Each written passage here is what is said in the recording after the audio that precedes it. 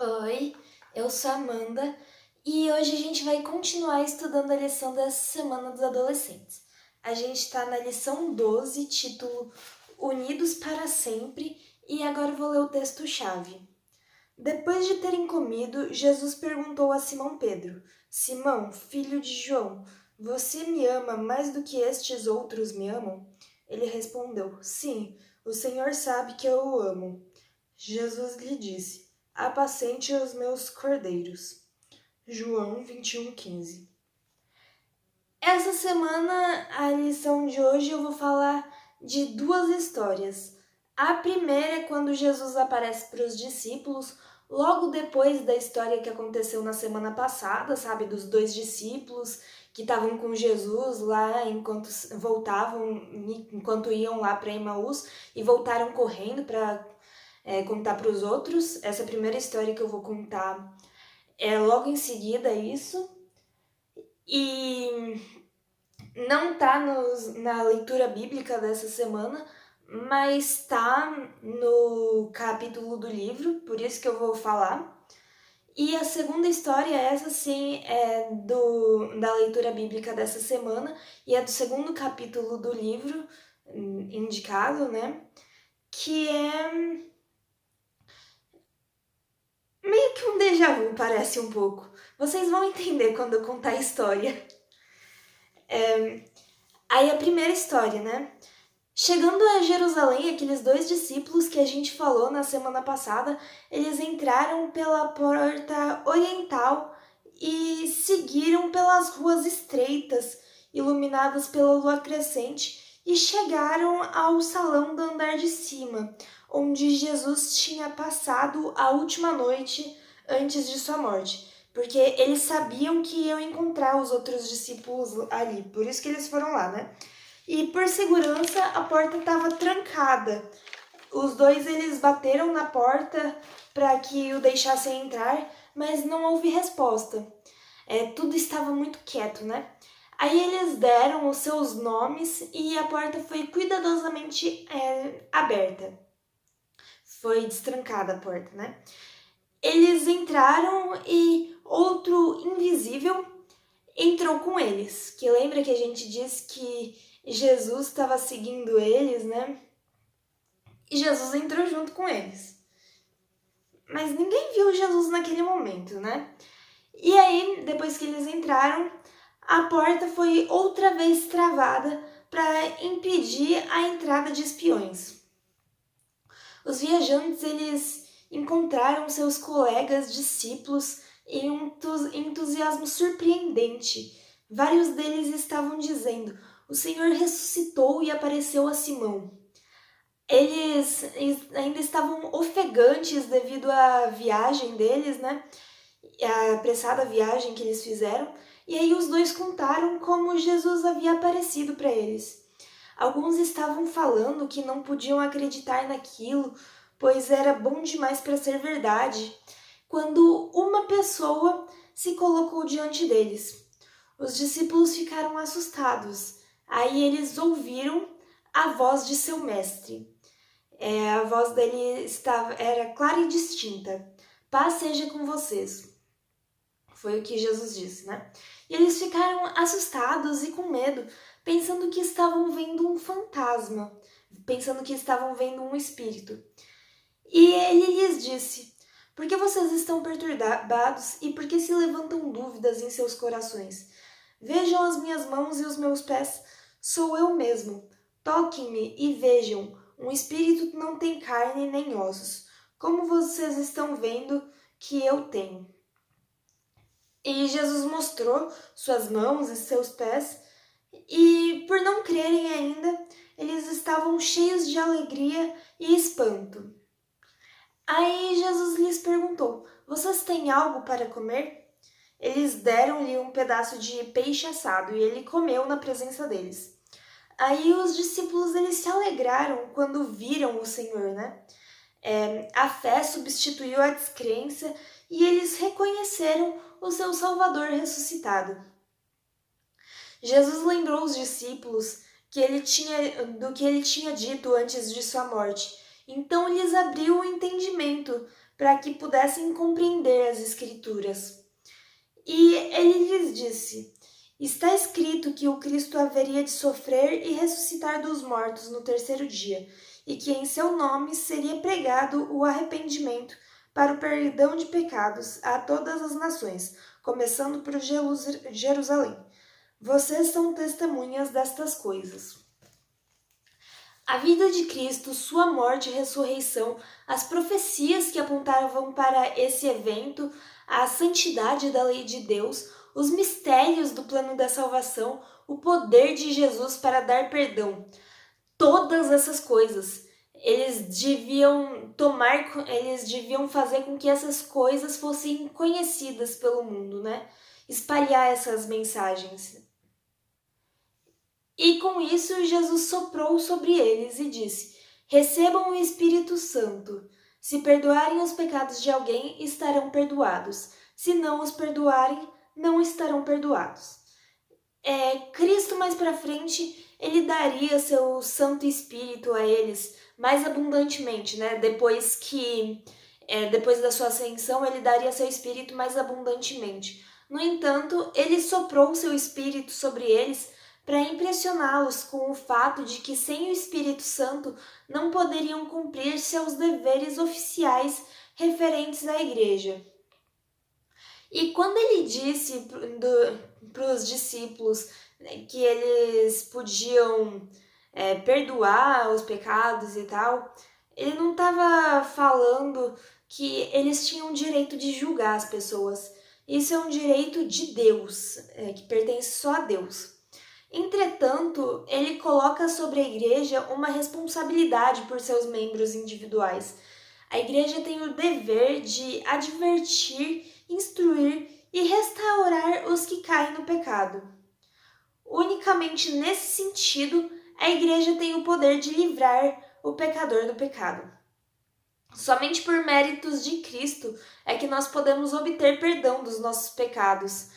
E Deus não dá a nenhum ser humano, organização humana, o poder de livrar alguma culpa.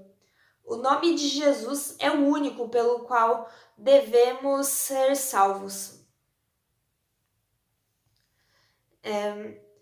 Quando Jesus se encontrou pela primeira vez com os discípulos no salão, né? Nessa história que a gente estava contando até agora, que Jesus apareceu, Tomé não estava. Não estava junto com eles. E ele tinha ouvido os relatos, os outros falaram o que tinha acontecido, né? Ele ouviu os relatos dos outros de que Jesus havia ressuscitado, mas a melancolia e a descrença encheram o coração dele. Se Jesus tivesse realmente ressuscitado, não poderia haver a esperança de um reino terrestre literal. E feria seu orgulho pensar que seu mestre tinha se revelado a todos, menos a ele. Ele estava determinado a não crer e passou a semana inteira refletindo sua pobre miséria. Eu penso, sabe aquelas pessoas mal-humoradas que não estão felizes e elas querem te deixar infeliz também? Ele me lembrou dessas pessoas. Parece que esse era o jeito que ele estava agindo, né? E várias vezes ele declarou: se eu não vir as marcas dos pregos nas suas mãos, não colocar o meu dedo onde estavam os pregos e não puser a minha mão no seu lado, não crerei.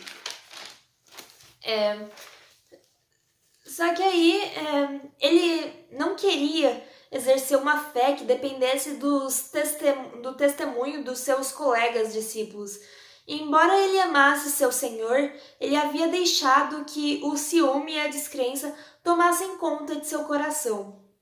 Aí, uns 8 dias depois, né, dessa aparição de Jesus para os discípulos, Tomé decidiu encontrar-se com os discípulos nesse mesmo salão.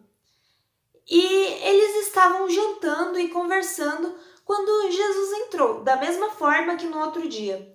Ele pôs-se no meio deles e disse: paz seja com vocês.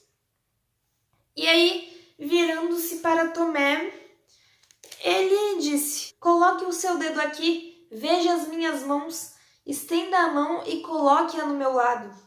Pare de duvidar e creia. E Tomé não quis saber de mais provas. Seu coração saltou de alegria e, prostrando-se aos pés de Jesus, ele exclamou: Senhor meu Deus! Ele exclamou: Senhor meu e Deus meu! Jesus aceitou o seu reconhecimento, mas gentilmente reprovou a sua descrença. Porque me viu, você creu? Felizes os que não viram e creram. Se o mundo hoje seguisse o exemplo de Tomé, ninguém creria, pois todos os que recebem a Cristo o fizeram mediante o testemunho de outros. Muitos que, como Tomé, esperam que tudo aquilo que causa dúvidas seja removido, nunca terão esse desejo atendido. Então, gradualmente, eles se confirmam na descrença. Raramente nós vencemos a descrença pela controvérsia. Entretanto, se revelarmos a Jesus em seu amor e misericórdia como o Salvador crucificado, muitos lábios antes indiferentes pronunciarão o mesmo reconhecimento de Tomé: Senhor meu e Deus meu. E aí agora a gente vai para a segunda história, né? Jesus ele tinha marcado um encontro com seus discípulos na Galileia. E a ausência deles em Jerusalém durante a semana da Páscoa teria sido interpretada como divergência e heresia. Mas quando terminaram os festejos, eles alegremente voltaram para a sua terra para se encontrar com o Salvador, conforme ele os havia instruído, né? Eles tiveram que esperar a Páscoa acabar para aí poder ir para Galileia, né? E aí, nessa hora que eles foram para Galileia, que se passa essa história que a gente vai falar agora, né? Sete dos discípulos estavam juntos, que era Pedro, Tomé, Natanael, Tiago, João e mais dois, que não fala quem é. Pelo menos não em João, eu não olhei nos outros evangelhos, né? E os discípulos eles se reuniram em um lugar onde era improvável que fossem perturbados. Ao alcance da vista estava a praia onde 10.000 pessoas tinham sido alimentadas a partir de alguns pães e peixes. E não muito distante estava Cafarnaum, que tinha sido palco de muitos milagres. Pedro, que ainda conservava muito do seu antigo amor pelos barcos, sugeriu que eles saíssem ao mar e lançassem suas redes. Eles precisavam de alimento e roupas, e os ganhos de uma noite bem-sucedida de pesca seriam bem utilizados para essas coisas. Então eles saíram, mas eles trabalharam a noite inteira sem êxito. Ficaram lá horas e horas tentando, mais nada. Por fim, raiou a manhã. O barco estava a pouca distância da praia e eles puderam ver um estranho de pé na praia. Tá vendo porque eu disse que essa história é um pouco de déjà vu? E esse estranho o saudou com uma pergunta: Filhos, vocês têm algo para comer? E aí, quando eles responderam que não tinham, ele disse: Lancem a rede do lado direito do barco e vocês encontrarão. Nessa hora eu até achei que estivesse lendo o texto errado, porque é muito igual, né? E aí eles lançaram a rede e eles pegaram tanto peixe que era até difícil de puxar a rede. Lembra que na outra vez que a gente contou, quando Jesus foi chamar eles para serem pescadores de homens, aconteceu a mesma coisa? Eles não conseguiram pescar nada. E aí Jesus disse para jogar a rede do outro lado e eles conseguiram pegar um monte de peixe, né? E aí eles lançaram e quase não conseguiam puxar a rede de tanto peixe que tinha, né? E João reconheceu o estranho e exclamou a Pedro: É o Senhor. Pedro ele ficou tão feliz que pulou do barco e rapidinho foi até onde Jesus estava. rapidinho já estava do lado do mestre.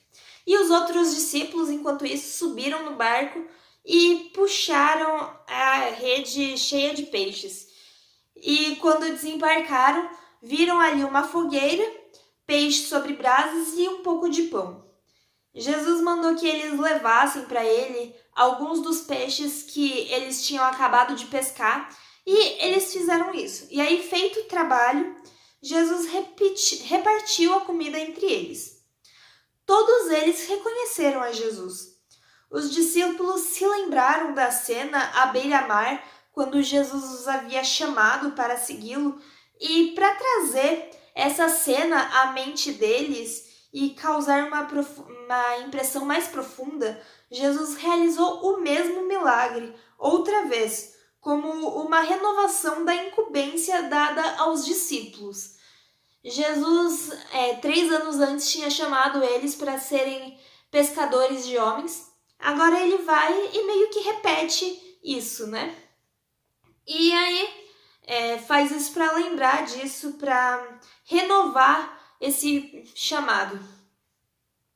E Jesus, ele repetiu também uma lição que a gente já tinha falado quando a gente estudou essa história, né? Que é que se eles estivessem ligados a Jesus, eles não deixariam de ter êxito.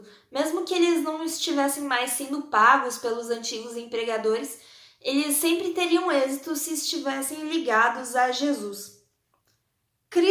Mas Cristo ele tinha outra lição para dar.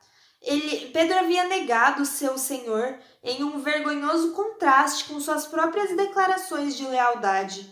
Ele desonrou a Cristo e os outros discípulos achavam que ele não poderia retomar sua antiga posição. O próprio Pedro, inclusive, sentia que havia faltado com seu chamado para ser discípulo.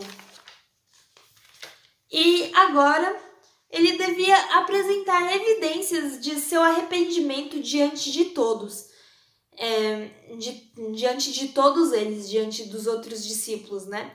Sem isso, seu pecado poderia destruir sua influência como ministro de Cristo. O Senhor deu-lhe uma oportunidade para reaver a confiança dos demais e, tanto quanto possível, remover o descrédito que ele trouxera ao Evangelho. E aqui está uma lição para todos os seguidores de Cristo. Os pecados secretos devem ser confessados em segredo a Deus, mas os pecados cometidos em aberto requerem uma confissão aberta. Enquanto Cristo e os discípulos comiam, o Salvador disse a Pedro: Simão, filho de João, você me ama realmente mais do que todos estes? Mais do que estes? E ele disse: Sim, Senhor, tu sabes que te amo. E aí Jesus respondeu: Cuide dos meus cordeiros. E Pedro, quando ele respondeu, ele não fez nenhuma afirmação veemente de que seu amor era maior do que o dos outros. E novamente o Senhor perguntou a Pedro: Simão, filho de João, você realmente me ama?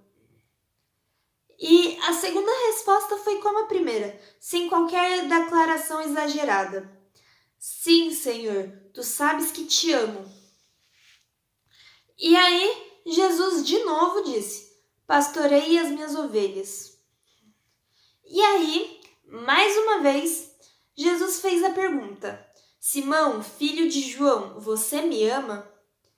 E aí Pedro, ele ficou magoado. Ele sabia que seu Senhor tinha razão de desconfiar dele. E aí, com o coração dolorido, ele respondeu: Senhor, tu sabes todas as coisas e sabes que te amo. E aí, outra vez, Jesus disse para ele: Cuide das minhas ovelhas. Por 3 vezes Pedro havia negado Jesus, e por 3 vezes Jesus fez com que aquela aguda pergunta penetrasse como flecha em seu coração ferido. Diante dos discípulos ali reunidos, Jesus revelou a profundidade do arrependimento de Pedro e mostrou o quanto se achava completamente humilhado o discípulo que outrora era tão cheio de si. Podia-se ver claramente a transformação de Pedro. Por causa da sua humilhação e arrependimento, ele estava mais bem preparado do que antes para atuar como pastor do rebanho. O primeiro trabalho que Cristo confiou a Pedro foi o de alimentar as ovelhas, auxiliar os que eram novos na fé, instruir os ignorantes, abrir as Escrituras e educá-los para que fossem úteis no serviço de Cristo. A maneira com que o Salvador lidou com Pedro ensinou os discípulos a tratar o pecador com paciência, simpatia e amor perdoador. A fim de que estivesse fortalecido para o teste final de sua fé, Jesus, o Salvador, revelou para Pedro o que lhe esperava, o que tinha no seu futuro, né? E ele disse: quando você era mais jovem, vestia-se e ia para onde queria, mas quando for velho, estenderá as mãos e outra pessoa lhe vestirá e o levará para onde você não deseja ir. Quando Jesus disse isso, ele estava predizendo que as mãos de Pedro seriam estendidas sobre a cruz. E aí, novamente, Jesus convidou seu discípulo: siga-me. Pedro, ele não desanimou com aquela revelação. Ele sentiu-se disposto a aceitar qualquer tipo de morte por seu Salvador. Até então, Pedro havia amado a Cristo como um ser humano. Agora ele o amava como Deus. Agora ele estava preparado para participar da missão de sacrifício do Senhor.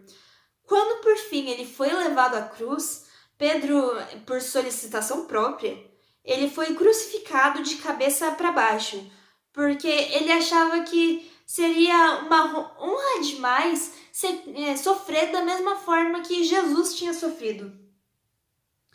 E enquanto caminhava ao lado de Jesus, Pedro ele notou que João estava seguindo eles, né? Estava bem do lado.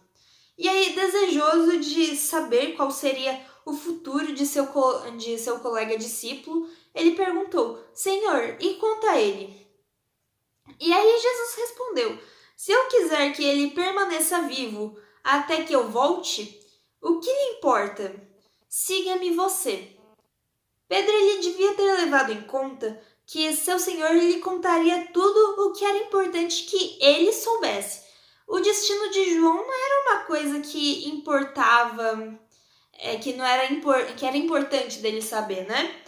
E Jesus ele não garantiu que João viveria até a sua segunda vinda. Mesmo que ele decidisse que devia ser assim, isso não afetaria de nenhuma maneira o trabalho de Pedro. E a obediência era o dever que Jesus requeria de todos. Jesus havia restaurado Pedro, seu apostolado, né?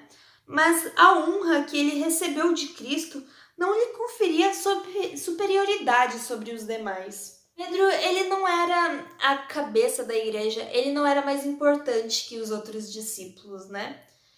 E por hoje é só, a gente se vê de novo amanhã. Dá um like nesse vídeo, compartilha para todo mundo, ativa o sininho pra gente estudar lição juntos todo dia e tchau, até amanhã, um beijo.